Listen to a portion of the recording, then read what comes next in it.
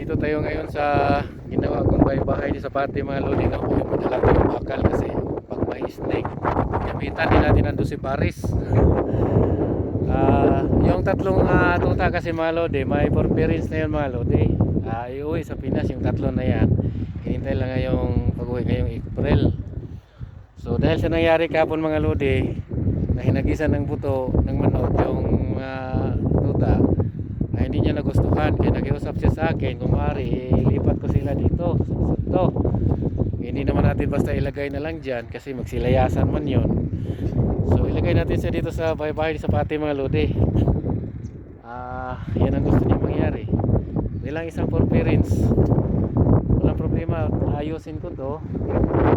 Ayan o, yung nakaharap kasi mga lodi, yan malaki yung butas niya, parang rihas malaki. So ayusin ko yan na hindi makadaan yung mga tuta kasi baka magsilayasan na naman tulad sa Pati noon. Dito ko muna sila ilagay. Kung kaya kong ilagay sila ngayon, dalhin ko sila ngayon mga lodi. Ayusin ko muna. Bye bye. Anong ulit Etem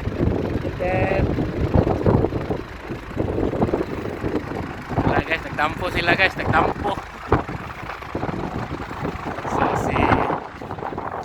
si Ria itong ang unahin natin mga lodi. Si Ria ilagay natin doon.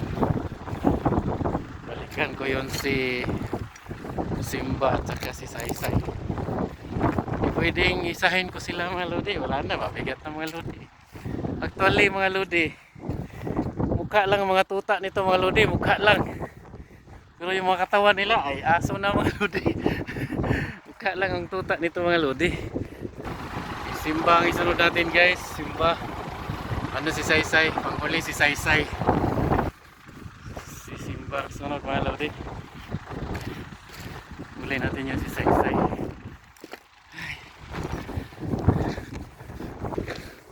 Ito ng pangatlo mga lodi, si Saysay.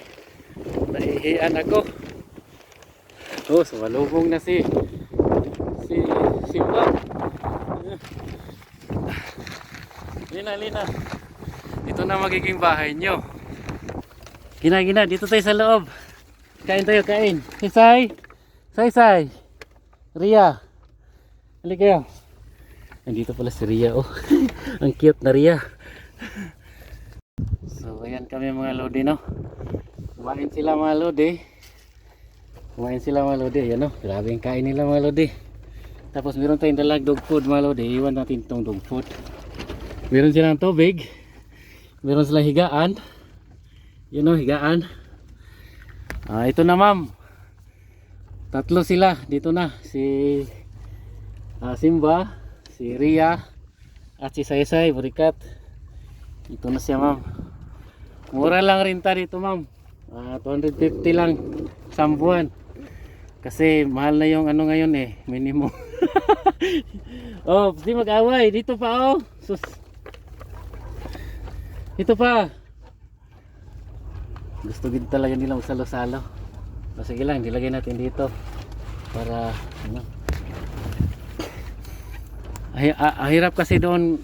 Kasi marami nagbibigay ng pagkain doon. Pero natakot si ma'am kasi halos 2 araw nilang pagtiisan yung pagkain na hindi naman sila busog, hindi wala rin silang gana. So ito na sila ma'am.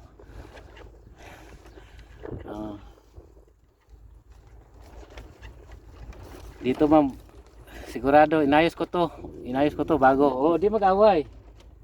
Inayos ko to bago ko sila ibinilala dito. Ilagay din ako ng dog food dito, iniwan ko sa kanila yung dog food. Lakas sila kumain dog food, halos sila lang umubos nito kasi yung mga mama dog dito diserto hindi sanay dito, kaya sa kanila ko binigay yung mga dog food. Lagay tayo. So ito na sila ma'am, no. Pakita ko mama. So ayan na sila ma'am, meron silang kanin, meron silang dog food, meron silang tubig. At sa palagay ko komportable sila kay kasi tingnan mo lang yan si Ria, pasimple-simple lang nakahiga. Yan o. Yung iba kumakain. So, komportable sila dyan, ma'am. Ah, wala silang pwedeng magpagdaanan dito. Hindi na sila makalabas. Pero, huwag ka mag-alala. Double check ko pa rin. Ayan, si Sai-Sai. Komportable talaga sila, ma'am. Sige lang, mga next week siguro buksan ko na to. Na makalabas na sila. At saka, dito sila uuwi. Yung bang magiging free sila ba? Okay na, ma'am. Oh. Yan Sai-Sai, oh. Naghanap na ng mahigaan niya, oh. Yan na yan. Komportable na mga yan. Yung isa kumakain pa, simple-simple kumakain doon sa ano.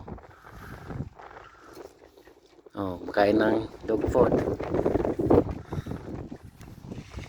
May tubig sila. Kompleto sila.